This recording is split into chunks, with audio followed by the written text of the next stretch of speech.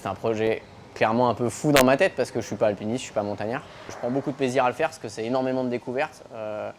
J'ai un peu l'impression de revivre ma première transatlantique en solitaire en 2014 avec la Route du Rhum où j'ai accueilli plein de sensations nouvelles. Et là, c'est aussi le cas parce que je ne maîtrise pas le support et c'est tout nouveau pour moi, quoi.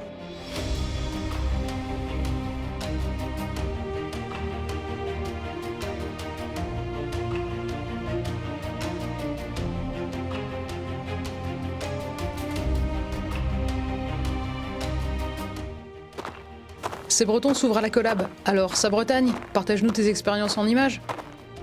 C'est clairement une tentative d'ascension.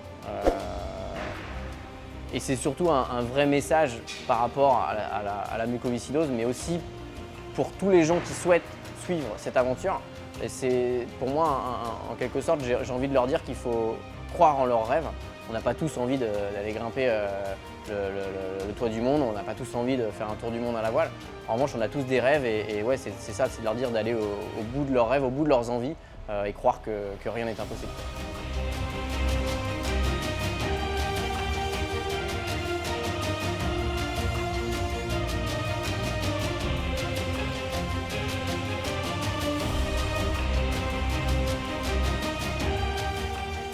C'est un vrai message d'espoir pour la communauté Vaincre la Muco. Donc en tant que parrain et amoureux des défis, je ne pouvais que dire oui. Et ça a été vraiment une expérience exceptionnelle, tant sur le plan sportif que sur le plan humain, parce qu'on était 13 à faire cette ascension, des gens que je connaissais absolument pas. Et on a vraiment vécu une vraie aventure humaine dans l'échange, dans le partage. Et j'ai pris beaucoup de plaisir. J'ai surtout conforté mon choix d'aller tenter l'ascension de l'Everest.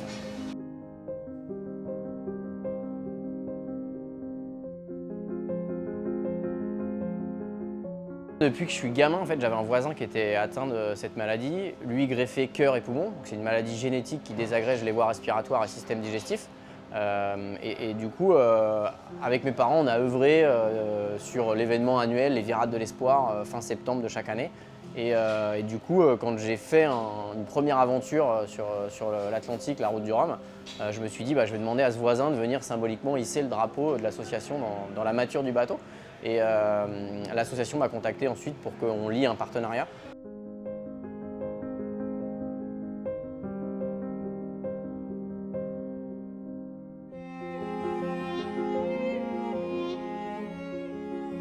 On a eu ce fameux dragon qui est un symbole de combativité, un symbole d'espoir et qui représente le souffle que les patients recherchent, qui est venu dans nos voiles et maintenant le dragon il est en train de se construire derrière moi. Le nouveau dragon, c'est la coque clairement qui va être le dragon du bateau. Donc voilà, c'est un combat commun entre nos partenaires, VNB Montbana Mayenne, mais aussi la communauté Vaincre la Muco.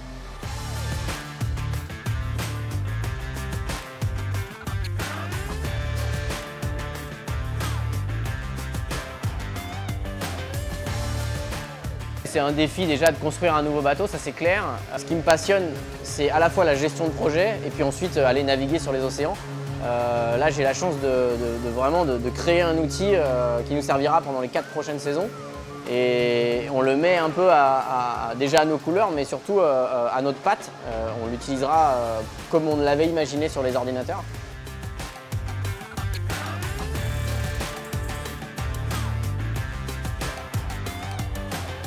Clairement, dans la préparation physique, au moins du bonhomme avant la prépa technique du bateau, c'est un énorme avantage parce que là, j'ai passé l'hiver en montagne, l'hiver à faire énormément de cardio, donc à faire plus en prépa physique que ce que je faisais auparavant. Je me concentre sur différents sujets et je ne suis pas focus sur un seul. Et souvent, quand on est trop focus sur un sujet, on se fatigue de ce sujet-là.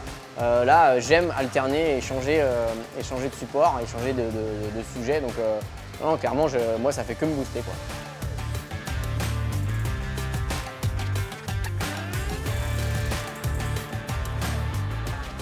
Sur la Route du Rhum, clairement, on ne sera pas à 100% prêt.